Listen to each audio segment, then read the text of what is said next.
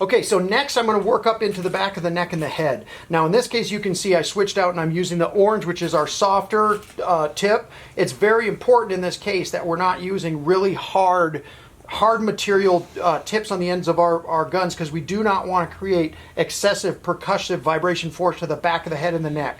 These are sensitive structures that we're dealing with. So by going to our really soft one here in a smaller shape, what I'm going to do here is I'm going to work up and down the side of the neck through the levator scapulas. I'm going to come around the sides a little bit into the scalenes as well, and of course into the upper trap, all the way up into the back of the occiput.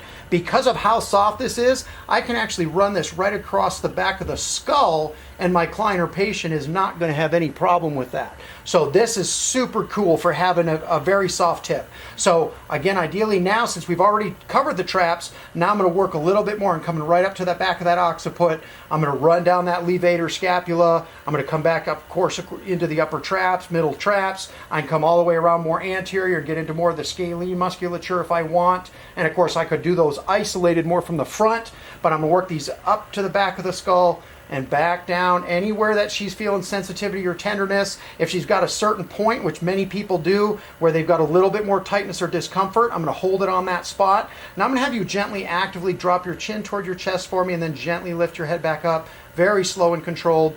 Now, of course, I'm adding in that active component, and I'm allowing her to move around this tip as I'm forcing circulation into those tissues. So typically we don't need to increase a lot of pressure or speed here, because just the general vibration is going to create circulation at a level that she can tolerate.